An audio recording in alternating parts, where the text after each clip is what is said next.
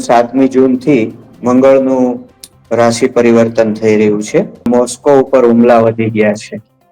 Even પુટિને કીવ ઉપર પણ પોતાના હુમલા વધારી દીધા છે.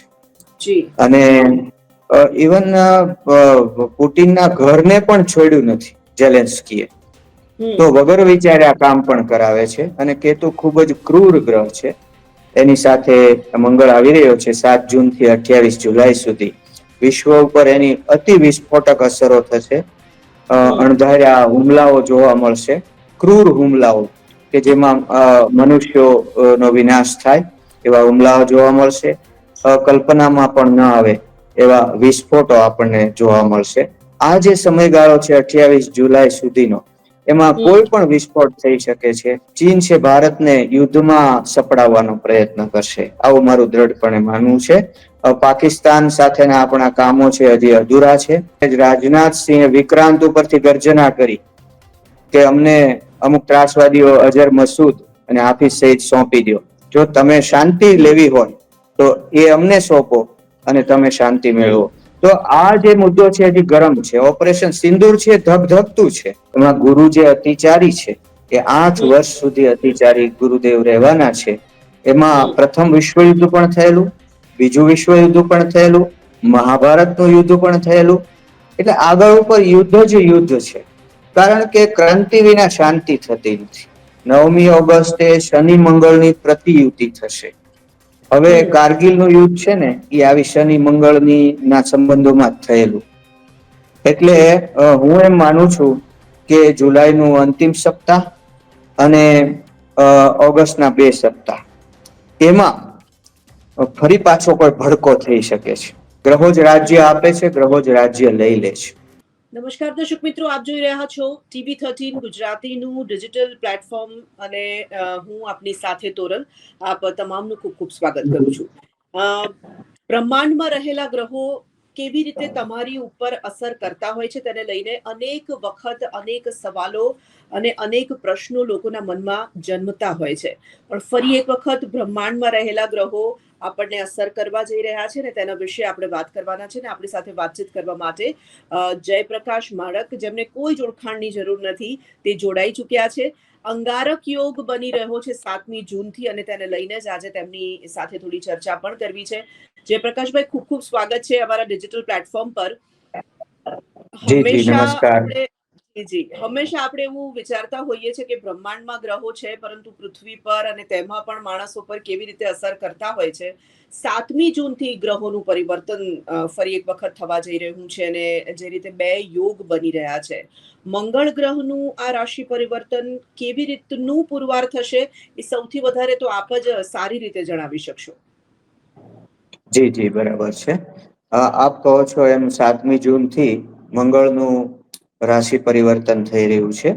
જી અને મંગળ છે એ નીચ રાશિ કર્કને છોડી અને પોતાના મિત્ર ગ્રહ સૂર્યની રાશિમાં એટલે કે સિંહ રાશિમાં પ્રવેશ કરશે. જી સિંહ રાશિ છે એ સૂર્યની રાશિ છે. મંગળ પણ દેવ છે, સૂર્ય પણ દેવ છે. એટલે એ મિત્ર રાશિ ગણાય છે. પણ એ અગ્નિ તત્વની રાશિ છે, સિંહ રાશિ. અને મંગળ પોતે પણ આગ્નેય ગ્રહ છે. એનું નામ જ અંગારક છે. એ વિસ્ફોટક ગ્રહ મનાય છે. અને ભૂમિપુત્ર કહેવાય છે, પણ એ ખૂબ જ ઉગ્ર અને એગ્રેસિવ ગ્રહ ગણાય છે. અને ખૂબ ઉતાવળો ગ્રહ પણ છે. એટલે એ આ ગ્રહનું જે મેજર આ પરિવર્તન છે અને એની સૃષ્ટિ ઉપર ઘણી દુનિયા ઉપર અસર થવાની છે. હવે આ જે મંગળ છે સિંહ રાશિમાં જશે 7મી જૂને, પણ એની અસરો એટલા માટે અત્યારથી શરૂ થઈ ગઈ છે કે મંગળ બહુ ઉતાવળો ગ્રહ ગણાય છે.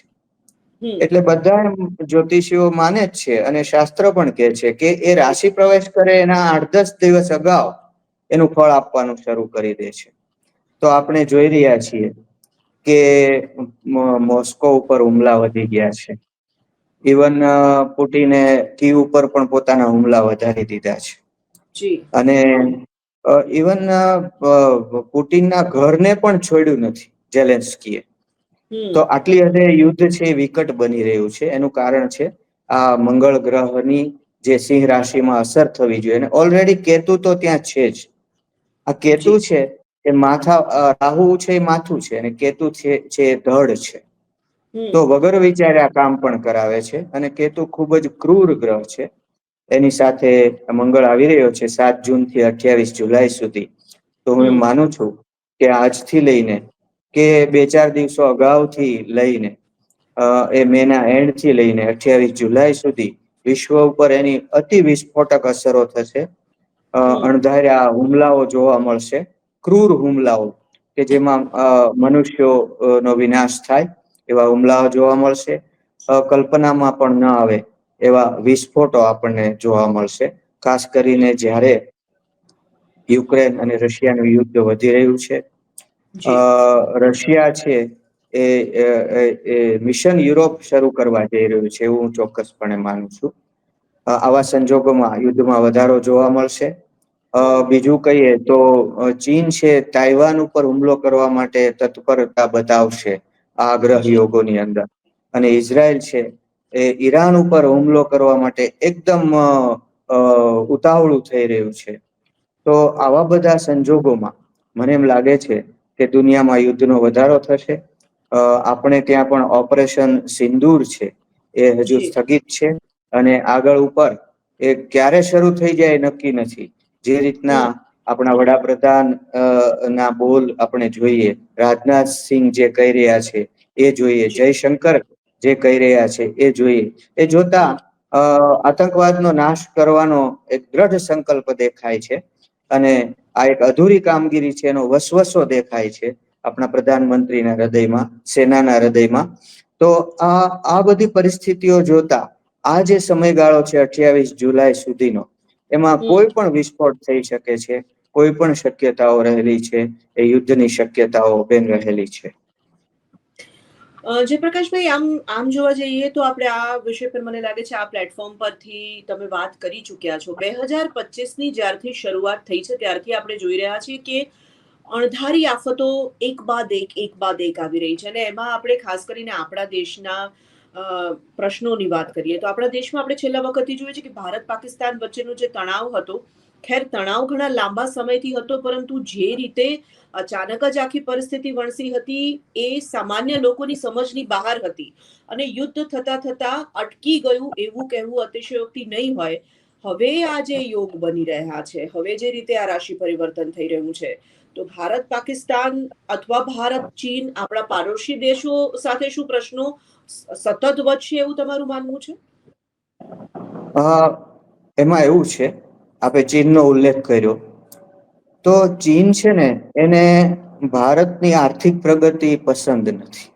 હમ અમેરિકા ચીનને આર્થિક રીતે તોડવા માટે પ્રયત્ન કરી રહ્યું છે. જી જ્યારે ભારત છે સતત આર્થિક રીતે આગળ વધી રહ્યું છે. ભારતની અર્થવ્યવસ્થા અત્યારે જાપાનને પણ પાછળ છોડી ગઈ છે.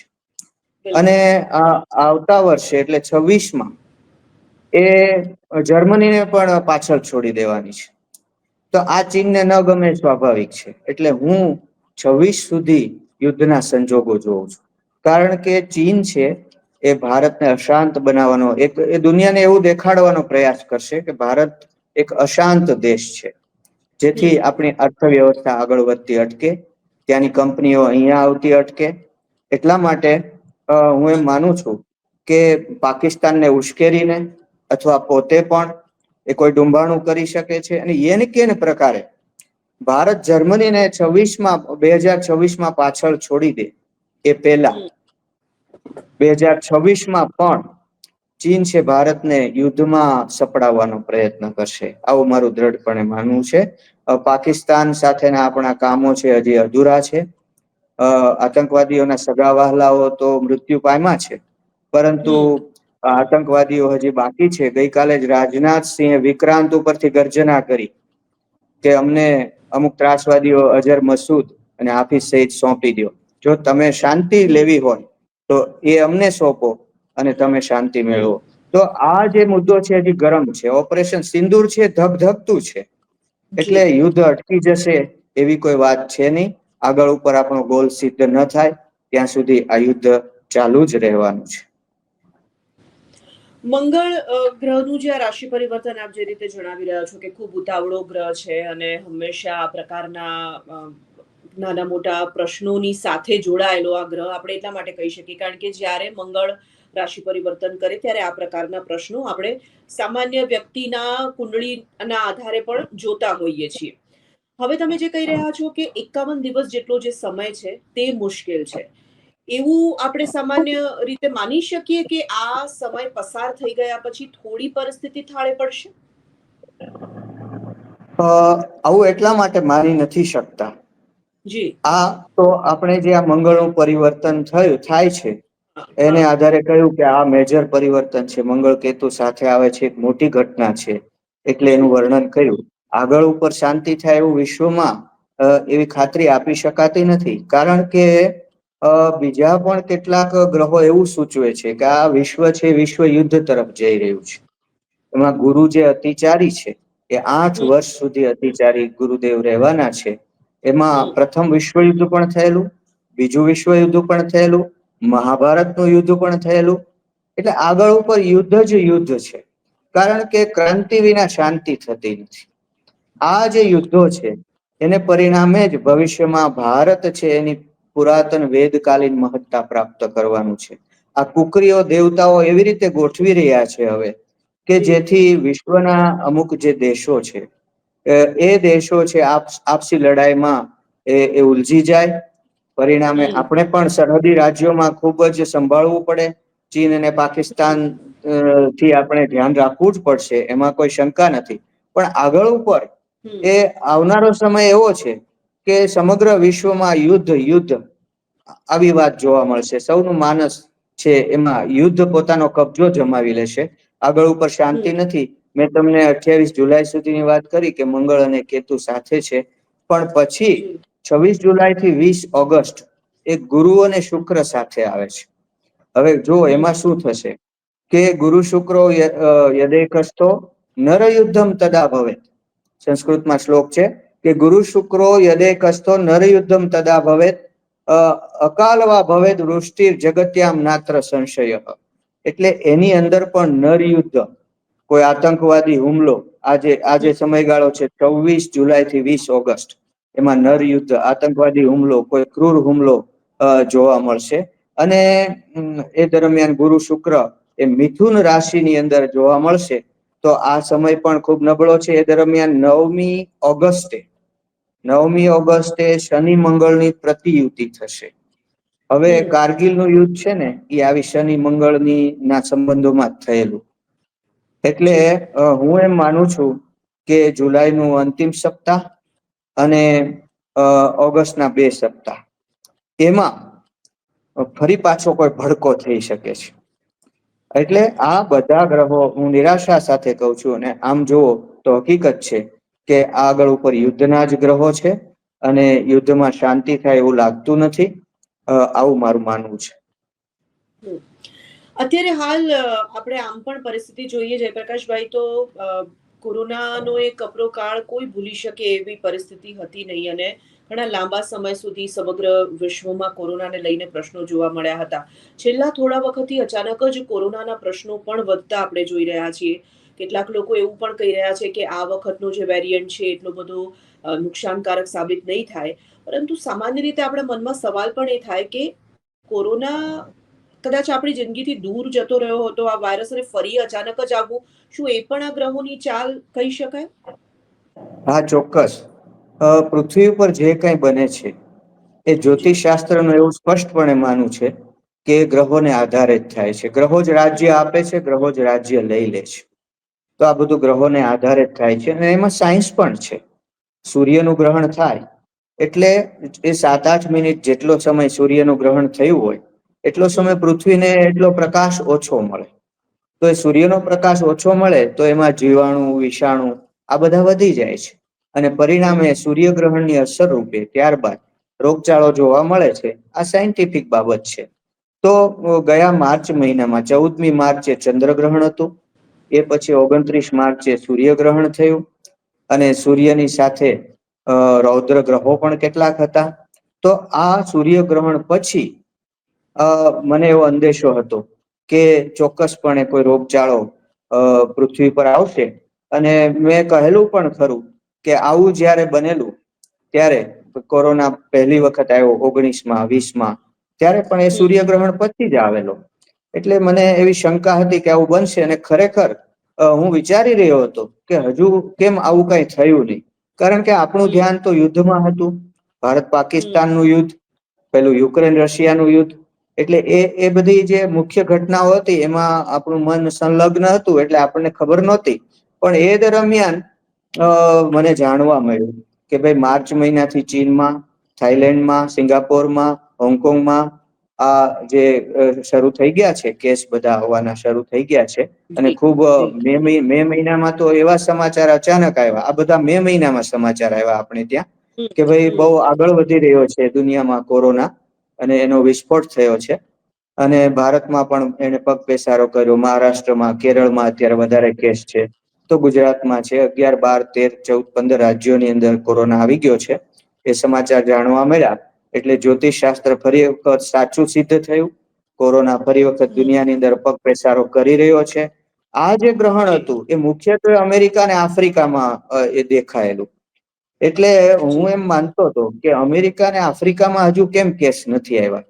તો કાલે જ મેં જોયું કે અમેરિકામાં પણ કેસ શરૂ થઈ ગયા છે. આવા સમાચારો છે. હું માનું છું કે અમેરિકામાં ખુબ આગળ વધશે આ કેસ, કેમ કે ગ્રહણ મુખ્યત્વે ત્યાં થયું હતું.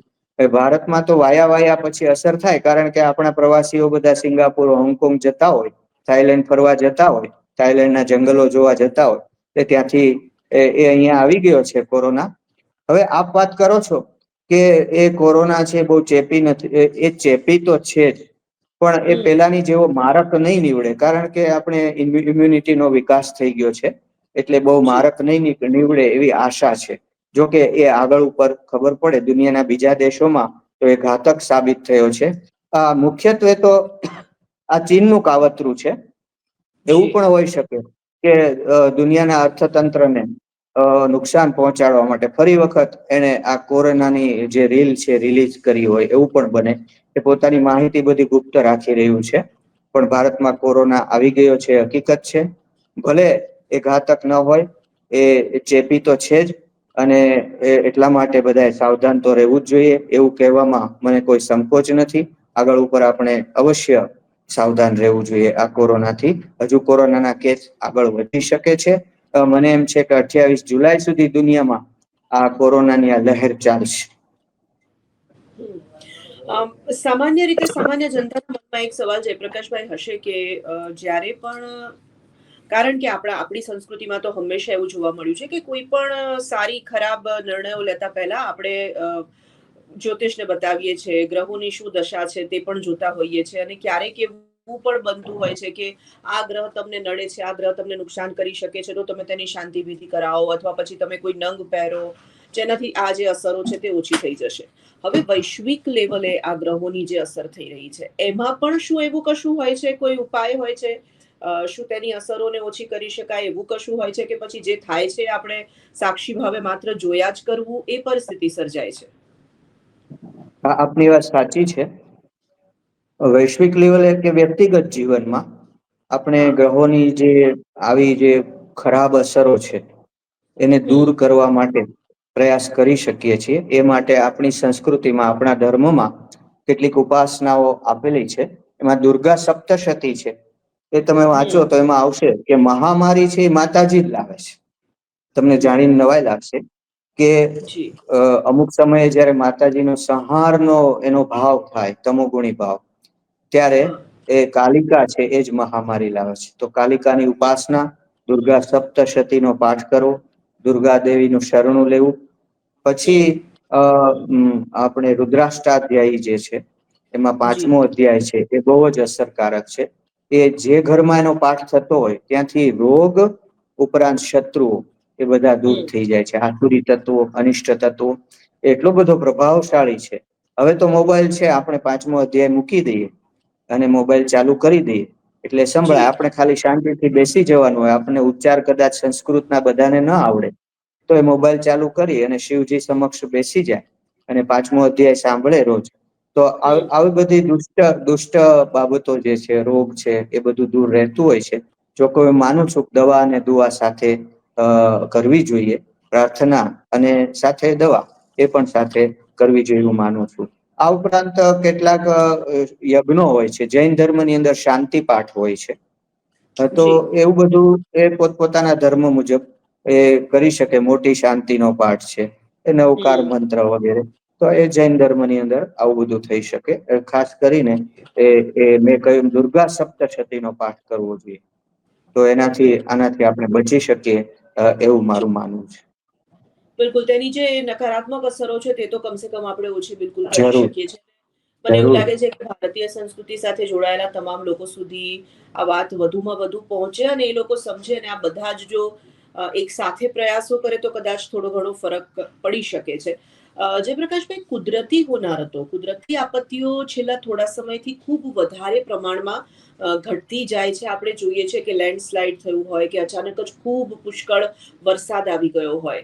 હવે તેને આપણે જે રીતના જળવાયુ પરિવર્તનો થઈ રહ્યા છે એની સાથે જોડીએ, કે પછી આ તમે જ્યોતિષશાસ્ત્રના આધારે ગ્રહોના પરિવર્તનો સાથે જોડીએ. પરંતુ જે કુદરતી આપત્તિઓ સતત વધતી જઈ રહી છે તેની પાછળ તમને શું કારણ લાગે છે, અને આવનારા સમયમાં શું એમાં વધારો થાય એવું જોઈ રહ્યા છો આપ? હા, કુદરત રૂઠી તો છે જ. જી યુએનના કેટલાક રિપોર્ટ્સ પણ એમ કે છે કે કુદરતી આપદાઓમાં વધારો થયો છે. પેલા આપણે ધરતીકંપ શું એ સાંભળ્યું જ નહોતું. એ જી આપણે પુસ્તકમાં, પાઠ્યપુસ્તકમાં ભણીએ તો આપણે એ ભૂગોળની અંદર અમારે ભણવામાં આવતું ધરતીકંપ શું ને કઈ રીતે થાય. પણ પછી તો હમ 2001 ના ભૂકંપ પછી ધરતીકંપ જાણે કે ઉપડી ગયા. અને આપણને બધાને ખબર પડી ગઈ ધરતીકંપ શું છે. બધા અનુભવી ચુક્યા છે. જી તો આનું જી કારણ હું એમ માનું છું કે પૃથ્વી ઉપર પાપ વધી ગયા છે. હવે તમે મને અંધશ્રદ્ધાળુ ન કહેશો, કારણ કે પાપની વ્યાખ્યા હું આપું છું.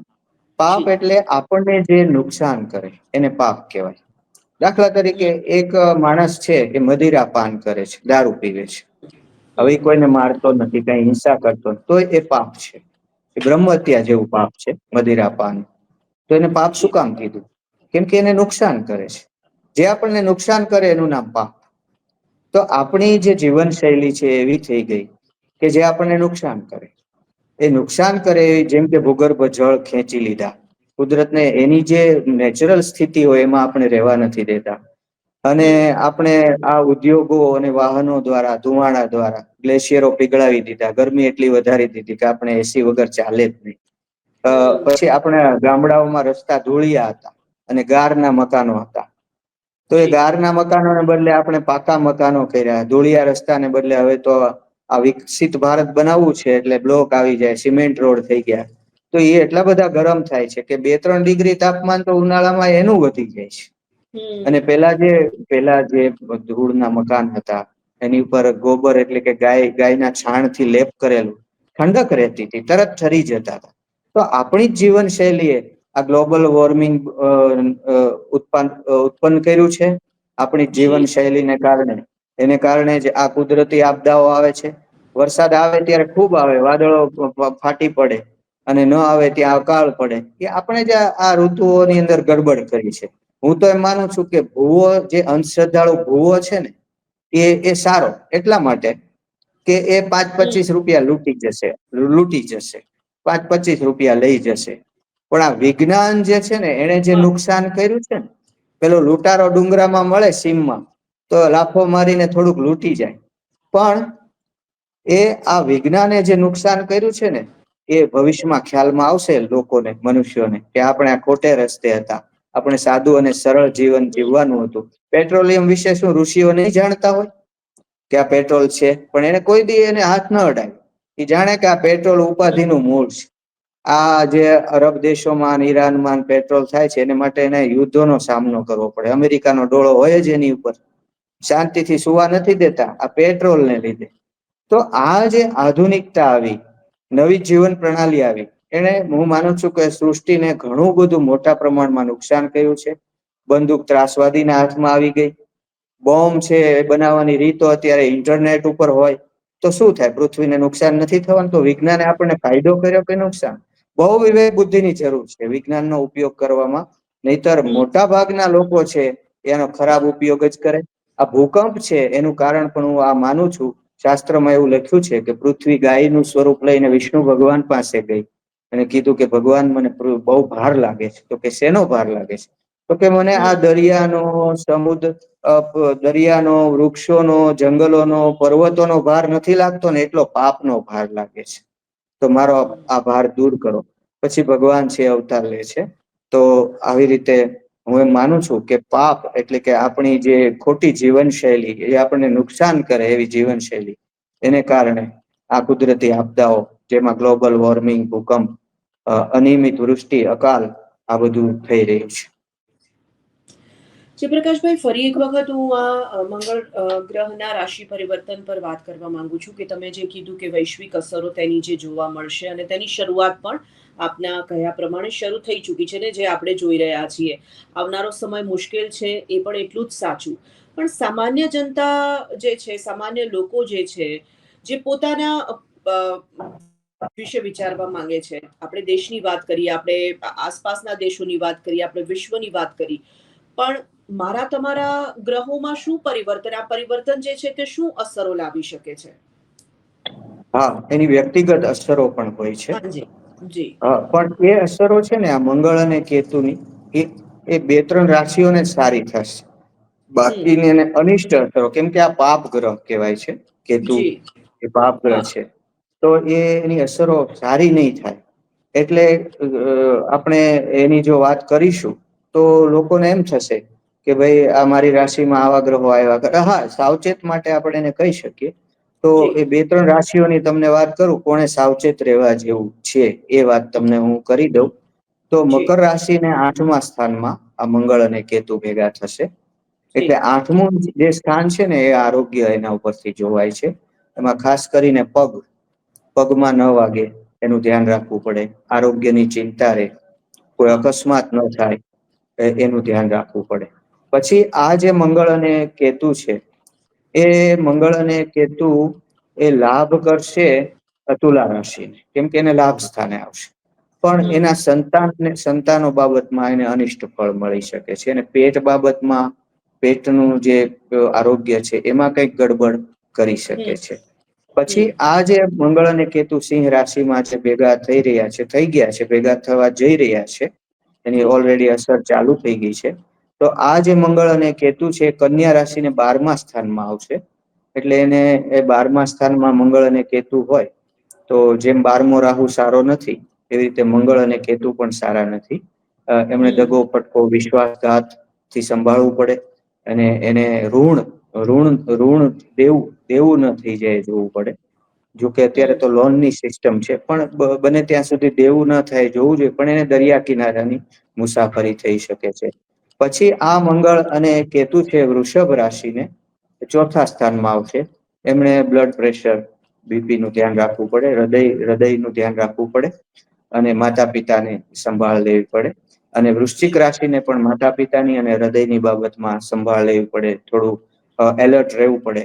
આવી બાબતો છે. પછી આ મંગળ અને કેતુ છે એ મિથુન રાશિ માટે બહુ સારા છે. એ મિથુન રાશિમાં એક તો અત્યારે ગુરુ છે, અને ગુરુ છે એની પ્રગતિ કરે છે. અને બીજું, એને પરાક્રમ સ્થાને પાપગ્રહો આવ્યા છે, તો એને એના પરાક્રમમાં, પદવીમાં વૃદ્ધિ થશે. પણ પાડોશીઓ સાથે, ભાઈબાંધુ સાથે એ ખટરાગ ન થાય, ડખો ન થાય, એ જોવું પડશે. મંગળ કેતુની આવી એ અસરો હોય છે. પણ મનુષ્યોની રીતે જોઈએ તો જે દેશોમાં, ખાસ કરીને આફ્રિકામાં, નાઈજીરિયામાં, એ બધે ત્રાસવાદ બહુ છે. કે જ્યાં માણસોને લાઈનમાં રાખી અને ગોળીઓ મારે છે, અથવા માથા કાપી નાખે છે. તો આ મંગળ કેતુ છે ને, આવા ક્રૂર બનાવો, એ જે આતંકવાદગ્રસ્ત દેશો છે, આફ્રિકાના 10 જેટલા દેશો આતંકવાદ થી પીડિત છે. અને બીજું કે કેટલાક જે આ સીરિયા વગેરે જેવા દેશો છે, જ્યાં ISIS નો પ્રભાવ છે, ત્યાં આવા બનાવો બની શકે છે. આ મંગળ કેતુની આવી અસરો છે. કેતુ છે ને, એ માત્ર ધડ છે, અને રાહુ છે માથું છે. એટલે આ જે ધડ છે, એ બહુ ખરાબ છે. એ અવિચારી પગલાઓ ભરાવે છે, અને ત્રાસવાદને ઉત્તેજન આપે છે. જી. જયપ્રકાશભાઈ, એક છેલ્લો સવાલ હું આપણે એ પૂછવા માંગુ છું કે સામાન્ય રીતે આપણે એવું માનતા હોઈએ છીએ ને, કારણ કે મનુષ્ય માત્ર આશાવાદી છે, ને આપણે આશાવાદમાં જ માનવું જોઈએ, જેથી કરીને આપણે હકારાત્મકતાથી આગળ વધીએ. આ જે સિચ્યુએશન છે આખી, ખેર ખૂબ જ વિચારવા લાયક બેશક છે, પણ જ્યારે ખૂબ તકલીફો વધી જતી હોય ત્યારે હંમેશા આપણને એવું કહેવામાં આવતું હતું કે ખૂબ તકલીફો વધી ગઈ છે તો હવે એ તકલીફો પૂર્ણ થવાની દિશામાં છે, હવે બધું સારું થશે. જ્યારે જરૂર. આ આશાવાદ સાથે જીવનારી આપણી માણસ જાત છે, ત્યારે એવું કહી શકાય કે હવે તમે જે કહી રહ્યા છો કે યુદ્ધની પરિસ્થિતિનું નિર્માણ થશે, કુદરતી આપદાઓ વધશે, તમે કહી રહ્યા છો કે કોરોના જેવો વાયરસ જે છે તેનાથી આપણે સાચવવું પડશે, આ પ્રકારના વાયરસ જે છે તે અનેક દેશોને નુકસાન કરી શકે છે, ખૂબ વધી ગઈ છે તકલીફો, ખૂબ મુશ્કેલ સમય છે. તો હવે આવનારા સમયમાં થોડા સમય પછી આ મુશ્કેલીઓ પછશે અને ફરી એક વખત શાંતિનો સમય આવશે. જરૂર જરૂર, પર્વતની ટોચ ઉપર માણસ પહોંચી જાય તો પછી આગળ કઈ રસ્તો નથી, પછી તો નીચે જ આવવાનું હોય છે. આ તકલીફોની ટોચ છે. અને હમ. આ જે તકલીફોનો યુગ પૂરો થશે એટલે મેં કહ્યું ને કે આ ભારત માટે જ ગોઠવાઈ રહ્યું છે. ભારત છે એ એનું વેદકાલીન જે ગૌરવ છે કે જ્યારે એક સમયે ભારતની અંદર ઠેર ઠેર યજ્ઞો થતા હતા, યજ્ઞોના ધુમાડાઓથી આકાશ છવાયેલું રહેતું હતું, મંત્રોચ્ચારો સ્વાહાથી જે ક્ષિતિજો છે ગુંજતી રહેતી હતી, અને દેશની અંદર શાંત વાતાવરણ હતું. અને જે સોનાની ચીડિયા, જે ભારત સોને કી ચીડિયા કહેવાતું, એ હમ. તરફ આ બધા જે સંજોગો અને ઘટનાક્રમો લઈ જઈ રહ્યા છે. બેશક એ પહેલા આ સાફસૂફીની ક્રિયા થવાની છે, પણ ભારત માટે આગળનો સમય ખૂબ સારો છે. અને હું એમ માનું છું કે અખંડ ભારત ફરી બની જશે. જો અખંડ ભારત એટલા માટે બનશે, હમ. માત્ર પીઓકે પૂરતી વાત નથી, પીઓકે હા. તો આવી જ જવાનું છે, પણ આખું પાકિસ્તાન અને બાંગ્લાદેશ ફરી પાછું જે આપણું અખંડ ભારત હતું એ થઈ જશે. ઇવન જી. બ્રહ્મદેશ બર્મા એ પણ ભારત સાથે જોડાઈ જશે. એટલા માટે કે સમયની ગતિ પણ ગોળ છે. હું આપને એક મહત્વની વાત કહેવા જઈ રહ્યો છું કે દુનિયાની અંદર બધી ગતિ ગોળ છે. હમ. જો સમુદ્રના પાણીની વરાળ થાય છે, વરાળ ઉપર થાય જાય છે, ત્યાં પાણી બને છે, વળી પાછું વરસાદ રૂપે સમુદ્રમાં જાય છે. બીજમાંથી ઝાડ થાય છે, ઝાડમાંથી ફરી પાછું બીજ થાય છે, દિવસ પછી રાત થાય છે, રાત પછી પાછો દિવસ થાય છે. જી. તો જી. સમયની ગતિ ગોળ છે. તમે એક વિમાનને પૃથ્વી ઉપર ઉત્તર દિશામાં દોડતું કરી દો આકાશમાં, તો એ ફરી પાછું ત્યાં ને ત્યાં જ આવશે. આવું વિજ્ઞાન કે છે. પૃથ્વી ગોળ છે એટલે એ ફરી અને પાછું એ જ જગ્યા આવશે. પ્રકાશનું એક કિરણ જો ચાલતું થાય તો એ અમુક વર્ષો પછી આખા બ્રહ્માંડને ભેદીને ફરી પાછું એની મૂળ જગ્યાએ આવી જશે. સમયની ગતિ ગોળ છે, અને આ ગતિ ગોળ હોવાને કારણે જે ભારતના ટુકડા થયા, ફરી પાછું ભારતના એ ટુકડા સંધાઈ જશે અને અખંડ ભારત બનશે. એવું જ એક તમને નવીન વાત કરું કે ઇંગ્લેન્ડ છે એને આખી દુનિયા ઉપર રાજ કર્યું, બધાને ગુલામ બનાવ્યો. હવે જી. ઇંગ્લેન્ડ છે એ ગુલામ બનવાનું છે. આવનારા વર્ષોમાં, 150-200 વર્ષમાં એ ગુલામ બનશે. તો આ એક હું સિદ્ધાંત તમને અને TV13 ના દર્શકોને આપું છું કે તમે જી. સમયની ગતિ ગોળ છે એમ માનીને ચાલો, અને ભૂતકાળમાં શું હતું એ જોઈ લ્યો, તે ફરી પાછું એક ને એક દિવસે થઈને ઉભું રહેશે. અને આધારે તમે પણ આગાહીઓ કરી શકશો. તો હું એમ માનું છું કે 2045 પછી હમ. દુનિયામાં સુવર્ણ યુગ આવવાનો છે. અને આવતા જે નરેન્દ્ર મોદી વાત કરે છે, આપણા હમ. પ્રધાનમંત્રી છે, 2047માં વિકસિત ભારત બનાવવું છે. એ બનીને જ રહેવાનું છે. એ વિકસિત ભારત એટલે આપણો સુવર્ણ યુગ. મેં તમને કહ્યું એમ અખંડ ભારત. અને પણ એ પહેલા થોડા ચીનના અને પાકિસ્તાનના આપણા શત્રુઓના અવરોધો છે. એ જી. તુર્કિસ્તાન જેવા કેટલાક મુસ્લિમ દેશો પણ એને સહાય કરશે, પણ એ આપણને પહોંચી શકવાના નથી. અંતે વિજય આપણો છે, વિજય સત્યનો છે. અને વરસાદનું કઈ પૂછવું હોય તો પૂછી લેજો. બિલકુલ બિલકુલ, હું એ તમને પૂછવા જતી હતી કે વરસાદને લઈને શું કહેવું છે, કારણ કે હવે ચોમાસું આવવાનું છે. ખેર કમોસમી વરસાદ તો લાંબા સમયથી આપણે આવતો જતો જોઈ રહ્યા છે. શું કહેવું છે એના વિશે? જો આ વખતે વરસાદના જે નક્ષત્રો છે ને, એ હમ. 5 નક્ષત્રો બહુ સારા છે.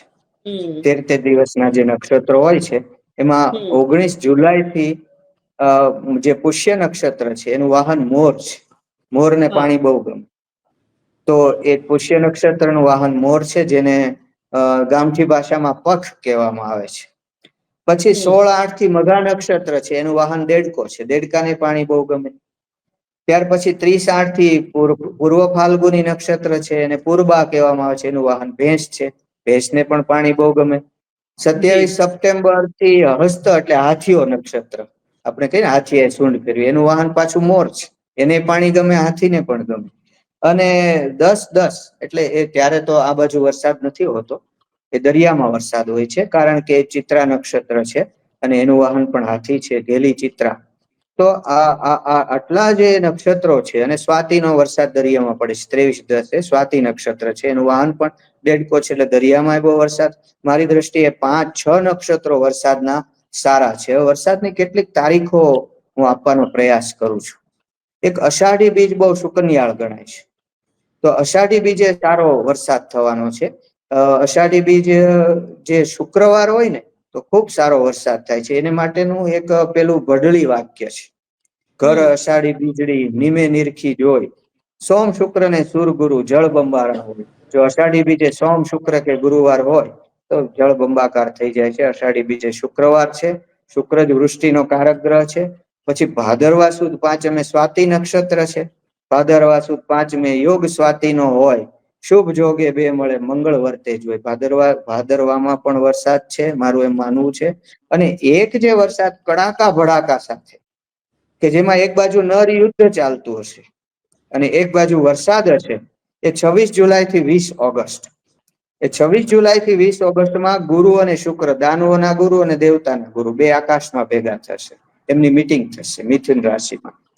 તો એ વખતે કડાકા ભડાકા, અને આપણે ડરી જેવા વીજળીના કડાકા ભડાકા સાથે વરસાદ થશે, કારણ કે ગુરુ શુક્રો યદે કસ્તો નર યુદ્ધમ તદા ભવેત, અકાલ એવા ભવેત વૃષ્ટિ જગત્યામ નાત્ર સંશય. જગતની અંદર ગુરુ શુક્ર ભેગા થાય ત્યારે ખૂબ વૃષ્ટિ થાય છે. તો અને 18 જુલાઈ અને 19 જુલાઈ એક વરસાદ છે, કારણ કે બુધ વક્રી અને બુધ નો અસ્ત થાય છે, એટલે વરસાદ લાવશે. એ જ દિવસે પુષ્ય નક્ષત્ર અને મોરલાનું વાહન શરૂ થાય છે. તો આ બધા વરસાદના યોગો છે. હવે એક વાત કહી દઉં કે આપણી આઈએમડી જે છે, ભારતનું હવામાન ખાતું, એ ખૂબ જ સારા સાધનો છે, ખૂબ સારા સાધનો. પેલા તો આ ભંડળી વાક્યનો જ આધાર હતો કે ધજા કઈ તરફ વાય, પેલો વાયુ છે સૂર્યો પવન થયો કે સળી પવન આવ્યો, એના આધારે જ જોવાનું હતું, અને એ સાચું નીવડતું. પણ હવે આઈએમડી પાસે એટલા સરસ સાધનો છે કે એની આગાહીઓ સચોટ હોય છે. એને પણ સારા વરસાદની હવામાનની આગાહી કરી છે. અત્યારે ચોમાસું થોડું વિલંબિત થઈ ગયું છે સૌરાષ્ટ્રના અમુક જિલ્લાઓની અંદર, એ અકાળે વૃષ્ટિ થયા પછી.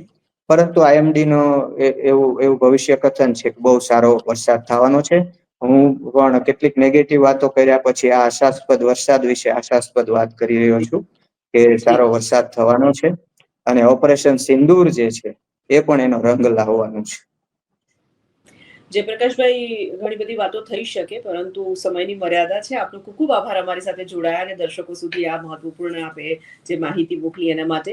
તો દર્શક મિત્રો, અંગારક યોગ 7મી જૂનથી જે શરૂ થઈ ચૂક્યો છે, થવાનો છે, પરંતુ તેની અસરો ખેર શરૂ થઈ ચૂકી છે. વરસાદને લઈને પણ આપણે વાત કરી, કોરોનાની જે પરિસ્થિતિ છે તેને લઈને પણ આપણે વાત કરી છે.